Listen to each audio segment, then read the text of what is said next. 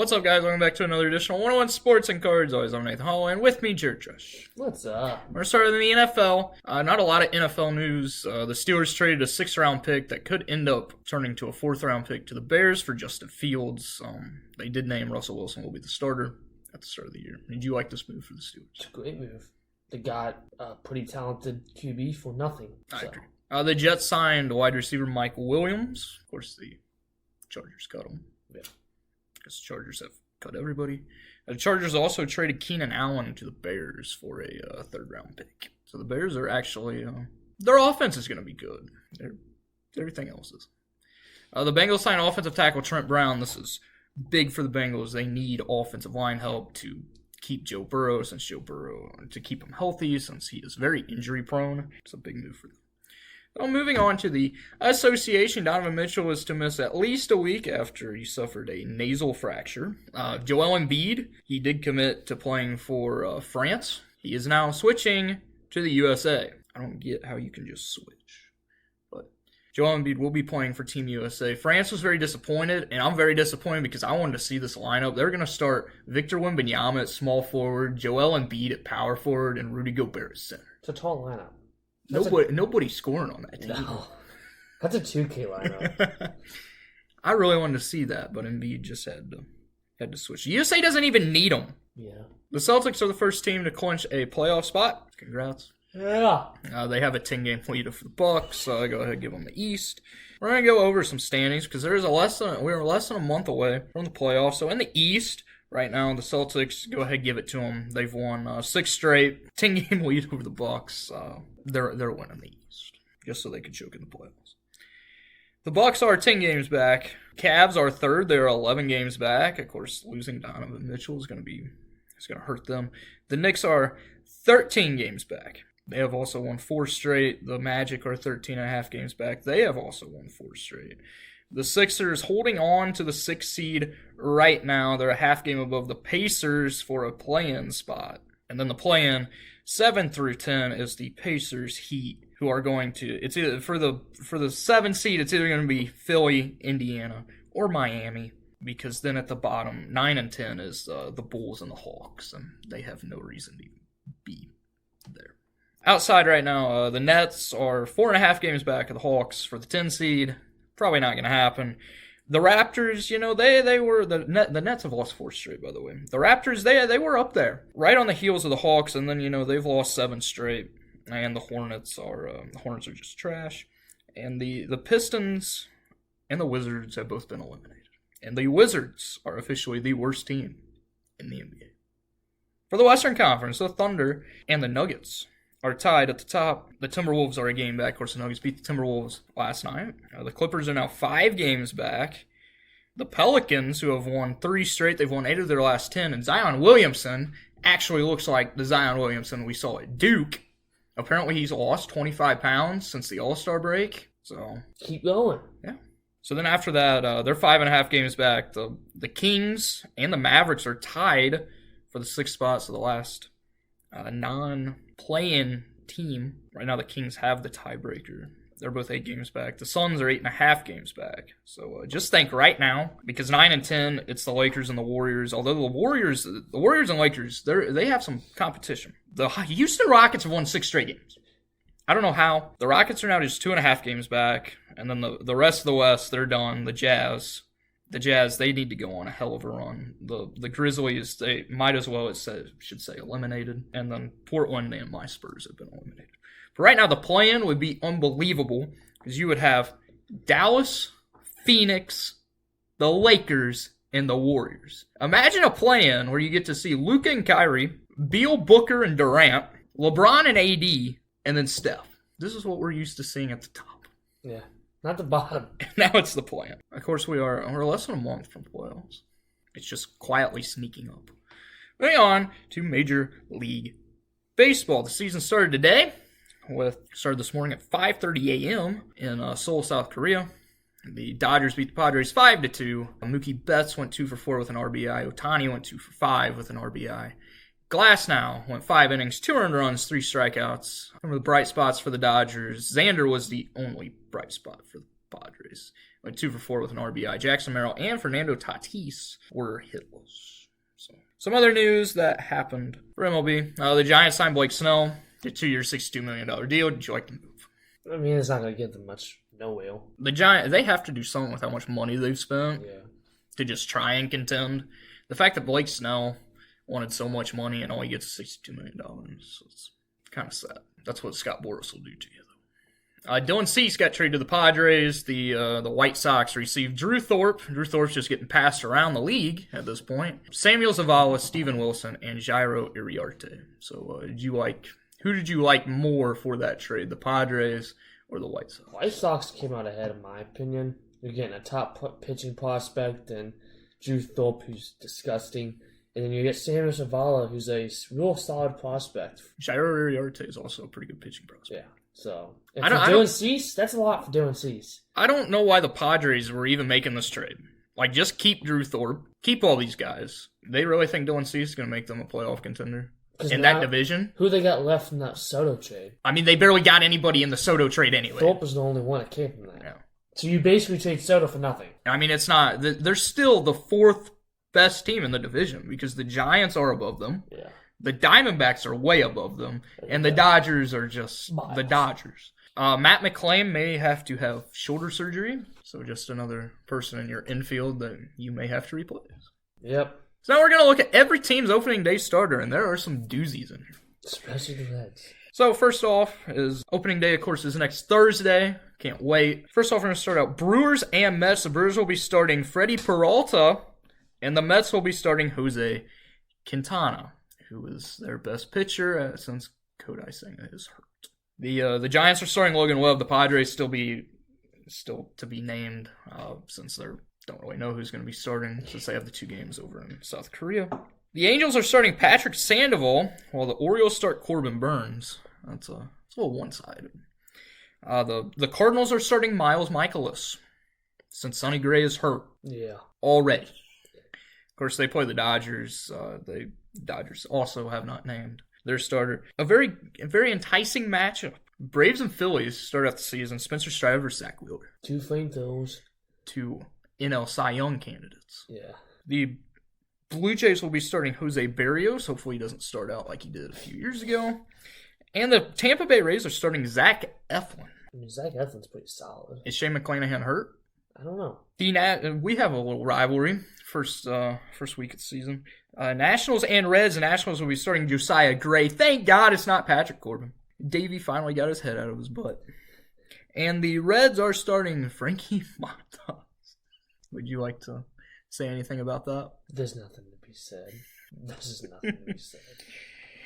The Twins are starting Pablo Lopez against the Royals, who are starting Cole Reagans. So 2 very good pitchers there. This is very one-sided. I don't know how this is going to work out. But the Tigers are starting Tariq Skubal, who was my AL Cy Young Award winner. They're playing the White Sox, who are converting Garrett Crochet to be a starter. He is their opening day starter. He just came off Tommy John surgery. He has not been healthy really at all. He struggled whenever he came back last year. I don't see how he's going to be a starter. But the White Sox can't get any worse. Yeah. Do you like that they're using Crochet? No. He throws hard, but he's not a starter. Like 2 innings. The Cubs will be starting Justin Steele against the Texas Rangers, who are starting Nathan Eovaldi. The Pirates starting Mitch Keller against the Marlins and Jesus Luzardo. Jesus Lizzo. Oh my God, this is so bad. The Guardians are starting Shane Bieber against the Athletics' Alex Wood. Who knew Alex Wood was still in the league? Last I heard, he was in the Dodgers about 3 years ago. The Yankees will be starting Nestor Cortez against Framber Valdez and the Astros. The Rockies will be starting Kyle Freeland against Zach Gallen and the Diamondbacks. And the Red Sox will start Brian Bayo against the Mariners' Luis Castillo. So there are some interesting guys, and there's also guys that are going to go out and impress. Yeah. Their first game. Which pitcher are you looking forward to seeing opening day out of the starters that I just named? How Corbin Burns does on his new team. I'm also saying Corbin Burns. I'm also interested to see Cole Reagans and if he can continue what he did last year with the Royals. I want to see how Tariq Skubal does, too. He's got a lot of pressure now because he's got a lot of eyes on him. I'm not worried about Tariq Skubal because they're playing the White Sox. What are the White Sox going to do? Just because I said this, they're going to light them up. Yeah. But if the White Sox light you up, you should probably just quit. So yeah, the MLB season starts next Thursday. We're going to move on to college basketball. Illinois beat Wisconsin to win the Big Ten. Iowa State blew out Houston to win the Big 12. UConn dominated Marquette to win the Big East. NC State, who should not have even made the tournament, they were nowhere near making the tournament. They went on. They were the 11th seed in the ACC. They won 5 games in 5 days, and they beat UNC to win the ACC. And as you will see later, they are a very good team and an upset pick in the bracket. Auburn blew out Florida to win the SEC. As you can see, there was only one seed that won their conference tournament, and that was UConn. Yeah. It's amazing. So, I'm going to go ahead. We're going to do our bracket predictions after this. But the first team, AP All-American, the top 3 teams were announced. So, AP All-American first team is Zach Edey. Zach Edey's going to win back-to-back Naismith Player of the Year. He shouldn't because he's not skilled. Dalton Knecht from Tennessee. Jamal Sheed from Houston. RJ Davis from UNC, and Tristan Newton from UConn. The All-American second team was Tyler Kolek from Marquette, Mark Sears from Alabama, Darren Holmes II from Dayton, Kyle Filipowski from Duke, and Hunter Dickinson from Kansas. And the All-Third team was Johnny Broome from Auburn, Jaden Ledee from San Diego State, Baylor Shireman from Creighton, Terrence Shannon Jr. from Illinois, and Caleb Love from Arizona. So, some snubs. If Terrence Shannon Jr. would have played the whole year, he would have been a first team. I'm just going to throw that out there. I don't think there was a game in the Big Ten tournament he did not put up at least 30 points. He also made Wisconsin look like crap, but I'm used to that. So now... Is he draft eligible this year? Yes. Oh, after this year? Yeah. Did he be a lottery pick? No. I don't think so. He's also had issues off the court that we're not going to talk about. We should have Brandon Miller, but he ended up going like Thorn. Yeah, but Brandon Miller didn't actually do anything. Neither did he. Money talks. We're going to start out. The 1 seeds in the tournament are UConn, Houston, Purdue, and UNC. So the hardest conference, the hardest part of the bracket is the Eastern version with UConn. They did not help UConn at all. Because UConn has to not only, in the second round, do they have to play, well, if they get by Stetson, which they should, if UConn loses to Stetson, that's the biggest upset ever. Go through them all. So, shut up. They would end up having to play Florida Atlantic or Northwestern. Both of them teams, very good. And they both upset teams every year. San Diego State was in the Final Four last year. Illinois, Big Ten tournament champions. Iowa State, Big 12 tournament champions. They did not. Even good. They did not help them at all. The easiest road is Purdue. Yeah. If Purdue cannot make a Final Four, we got to start talking about their head coach and Purdue. They have not made it. Zach Edey in his career has not made it out of the second round. He's been to 3 years? Yeah. He's not made it out of the second round, including last year when they lost to 16. Yeah.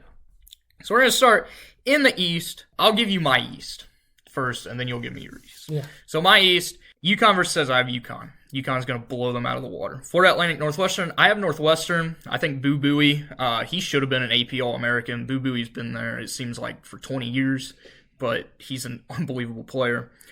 San Diego State and UAB. I have UAB upsetting them, not just because I love UAB and their logo, but I think San Diego State, they're not as good as they were last year. They have Ledee. He's about their only good player. Auburn versus Yale. I have Auburn. BYU and Duquesne, I have BYU. Illinois and Morehead State, I have the Fighting Illini. Washington State and Drake, I have Drake winning. And then Iowa State, I have them beating South Dakota State. So, don't we do my first round? So moving on to the... 1 to 32. Yeah, moving on to the Sweet 16. So I have UConn, UAB upsetting Auburn, Illinois, and then Iowa State. Moving on to the Elite Eight, I have UConn and Iowa State, and I have UConn making it to the Final Four. Although it's going to be a very, very tough road, and I could see there's multiple. I filled out 13 brackets. This is my main bracket, although it shouldn't be because you're going to be very surprised on who I have on the right side. Actually, if you know me, you wouldn't. But it pained me to pick UConn Because no team has went back-to-back in March Madness in a very, very long time. Yeah. But UConn is the best team. You can go ahead and give yours. All right. So, UConn Stetson, I got UConn, of course. FAU and Northwestern, is it FAU? Florida Atlantic? Yeah, I went with Florida Atlantic. And then San Diego State and UAB. I went with also UAB. And then Auburn, Yale, Auburn, BYU, and whatever that is, it doesn't matter because BYU wins. Illinois. And Hey, don't diss on Duquesne. Duquesne's a very good team. Okay. Illinois and Morehead State. I went with Illinois. Washington State and Drake. I also went with Drake. And Iowa State. I went with and South Dakota, Iowa State. I have UConn beating Florida. I have Auburn beating UAB. I have Illinois beating BYU. And I have Iowa State beating Drake. I have UConn beating Auburn. And then Iowa State beating Illinois.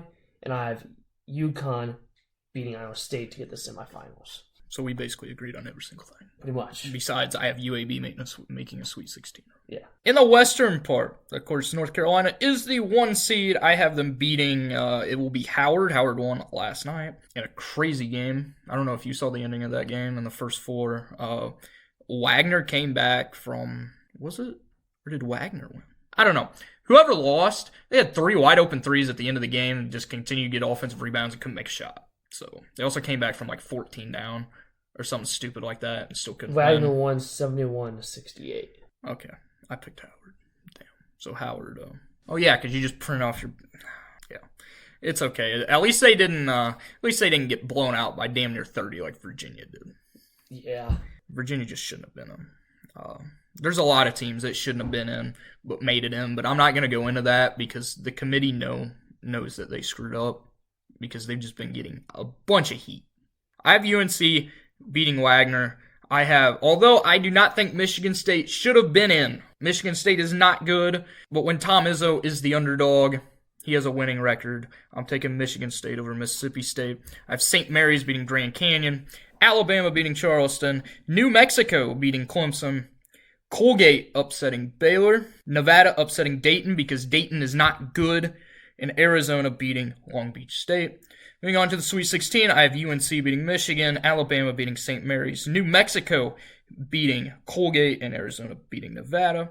Moving on to the Elite Eight, I have UNC beating Alabama, New Mexico beating Arizona. Yes, I am picking an 11 seed to go to the Elite Eight.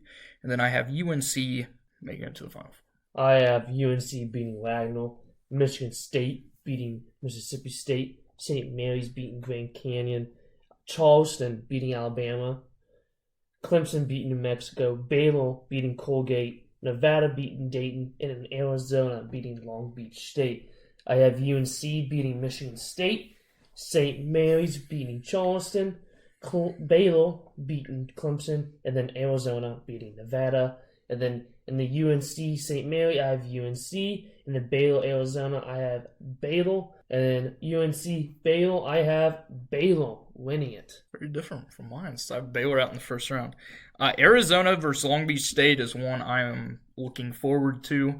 I believe Long Beach State can't upset Arizona. Arizona is not as good as everybody thinks. They love losing games that they shouldn't. Yeah. That's been everybody this year, though.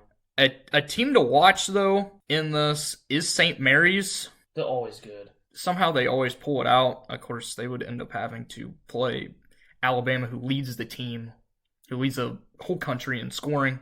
Their defense is terrible, though. If they beat Charleston, Charleston is another. Could be very good upset. That's why I think the biggest threat to UNC in this is Alabama, though. If Alabama can just get through all these teams to the Sweet 16 where they could match up with UNC, I believe Alabama could go on. Do not trust Arizona, though. If you're still filling out a bracket, don't trust Arizona. Now, I could be completely wrong, and they turn it and they pull it together.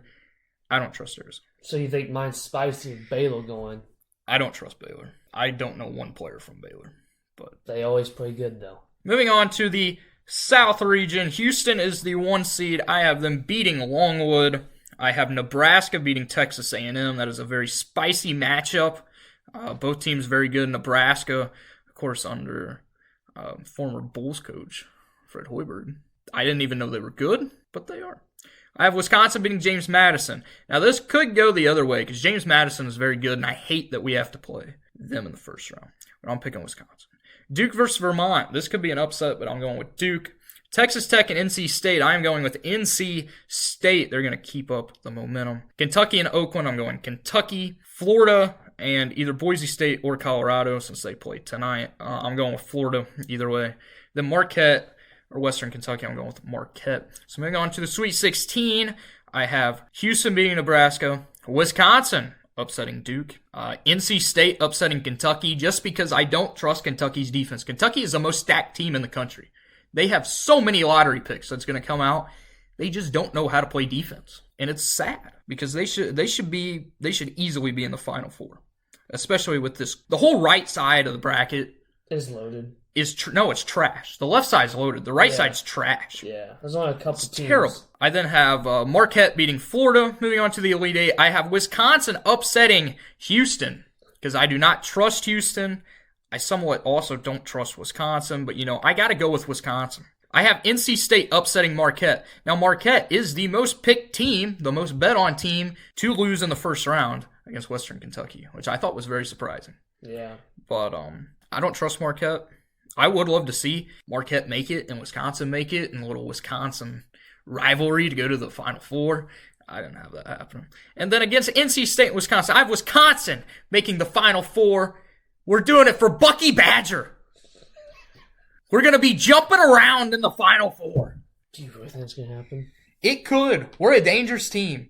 Whenever we got Storr's just been, he went off in Big Ten, the whole Big Ten tournament. If he plays well, if Chucky Hepburn plays well, if our big guys can stay out of foul trouble, they actually play well. The only bad thing about Wisconsin that I don't like is that we play way too damn slow for some of these teams. There's not a team over here that really plays that good. Like the only team I'm worried about is Duke. But Duke can either be really good or they can be really bad. If you take away Kyle Filipowski, they don't really have anybody. Yeah. Tyrese Proctor's been very inconsistent. So the team to watch over here is NC State. I said I'd have NC State upsetting a lot of guys. NC State, they have a center. Don't remember what his name is. He's about 300 pounds. He looks just like Zach Randolph. He said he's a lefty as well, like Zach Randolph. He plays just like him. He said that he made his game after Zach Randolph. If you would have told me it was Zebo's son, you would say, yeah. Yeah, looks just like him. But NC State, just what they were able to do in the ACC tournament and win that against... Proves they can be in it in this. Yes. So, my turn now. So, Houston, Longwood. Houston wins it. Nebraska and Texas A&M. I went with Texas A&M. Wisconsin and James Madison. I went with James Madison. Sorry about that. It's okay. It's one of the most bet on upsets. Yeah. Duke and Vermont. I went with Duke. Texas Tech and NC State. I also went with NC State. Kentucky and Oakland. I went with Kentucky. It doesn't matter if Florida's going to win out of those ones anyways. And then Marquette's going to beat Western Kentucky. So, Houston and Texas A&M. I have Houston. James Madison and Duke. I have Duke. NC State versus Kentucky. I went with Kentucky. And then Florida and Marquette. I went with Marquette.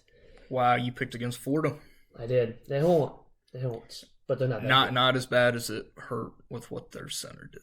Did you see that? No, not really. Oh, their center is going to be out the tournament, which is why I didn't pick Florida to go farther. I like what Florida does. They're a very good team. But without their center, no, he went up for a rebound, landed, and his shin went outside of his. Yeah, it was bad. He had to get carted off. So Houston and Duke, I have Duke. Kentucky and Marquette, I have Marquette, and then Duke versus Marquette, I went with Marquette. Marquette's a very dangerous team, especially with Tyler Kolek. I just can't stand their head coach. Just don't like it. Now on to the Midwest bracket. This is the easiest part of the bracket for any team.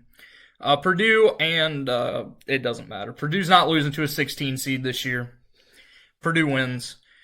Although I want it to happen, I hate that they had to be one of the teams that play one of the first four. Utah State, TCU, both teams very good. I went with Utah State. Gonzaga and McNeese. Gonzaga can't come out of this bracket, but Gonzaga is so inconsistent. McNeese plays very well. McNeese is 30-3. They won like 2 games last season. I went with McNeese. They're a very good team. Kansas and Samford, I went with Kansas, and that's tough because Kansas, Hunter Dickinson's hurt, and Kevin McCullough is not going to play in March Madness. That is their two best players. So I could see Kansas losing in the first round. I don't have them losing in the first round. South Carolina, Oregon, I have Oregon upsetting them. I have Creighton beating Akron. I have Texas beating would-be Colorado State, although Colorado State's a dangerous team. And I have Tennessee beating St. Peter's. No, we're not going to see another St. Peter's run. I have Utah State upsetting Purdue in the second round because Purdue can't make it past the second round. I have McNeese upsetting Kansas. I have Creighton beating Oregon and Tennessee beating Texas. Moving on to the Elite Eight, I have McNeese beating Utah State. Yes, I am picking McNeese to make an Elite Eight. I have Creighton upsetting Tennessee, and I have Creighton beating McNeese to make the Final Four. Now, will that happen? Probably not, because Creighton's so damn inconsistent. Yeah. I did go with Purdue winning the first round. I have TCU beating Utah State. I have McNeese also beating Gonzaga, because Gonzaga sucks balls this year. Kansas beating Samford. I went with Oregon also, because I also love Oregon, beating South Carolina. I have Creighton beating Akron, Texas beating Colorado State, and then Tennessee beating St. Peter's. I have TCU beating Purdue. I have Kansas beating McNeese. I have Creighton beating Oregon, and then Tennessee beating Texas. I have Kansas beating TCU. I also didn't know this about Hunter Dickinson, that one dude. So I'm not going to change it. I'm just going to stick to it because you never know. Honestly, they could still go this far because this side of the bracket kind of sucks. So I mean, also Bill Self's one of the best head coaches in college basketball. Yeah, He'll figure it out. So, and then I have Tennessee beating Creighton, and I have Tennessee beating Kansas. I wanted to pick Tennessee. I just didn't like what Tennessee had going on in the SEC. They did not play very well at all. So my Final Four is UConn versus UNC, Wisconsin versus Creighton. I have UNC versus Wisconsin in the finals, with UNC winning 84-75. Oh, you got to put a score? Yeah. Oh, I didn't know that. Yes, I know Wisconsin's probably not going to make it. If Wisconsin doesn't make it, I hope Creighton does. As long as it's not Purdue. As long as Purdue does not make it, I don't care. I don't care if every single pick I have is wrong, as long as Purdue does not make the Sweet 16. Yeah. Because screw Purdue. Yeah. All right, so my Final Four was UConn and Baylor on the left side. I have UConn going to the finals. And then Marquette versus Tennessee. I went with Marquette. I believe in Marquette. But the winner of this, they are going back-to-back, and that is UConn, winning 76-62. You have a whole Big East championship game. I just can't pick UConn. I wanted to pick UConn. I can't pick UConn's the best team. They're the best team, but that doesn't always mean you're going to win. No. But overall, every single pick that we had could be wrong. Who knows? St. Peter's could win this whole thing. We might have a Final Four of 16 seeds. Who knows? If that happens, my God. This year, the way this year's been, we might see a 16 seed in the finals. That'd be nuts. What is a team that you're underdog team to watch out for that you picked? Charleston. My underdog team. I mean, I had two of them. I have 3 double-digit seeds making the Elite Eight. So I'm going with NC State, though. I really think NC State can. I think they could honestly win it all. I did make a bracket where they won it all. It won't happen, but you never know. You never know. On to other sports, Scotty Scheffler, UConn may not win back-to-back. Scotty Scheffler won back-to-back. He won the Players again. He is the first to ever win back-to-back Players Championships. It was an absolutely horrific ending to it for a guy who finished second. Wyndham Clark. Wyndham Clark played so well. Last hole, he had a shot to tie it. Send it into a playoff. Ball went halfway down and lipped out. Very tough way down. But congrats, Scotty. He is the best player in the world. Of course, the Valspar Championship is this weekend, and we are, I believe, 3 weeks away from the Masters. Denny Hamlin won a wild day at Bristol. There was a total of 54 lead changes, which broke the NASCAR short track record.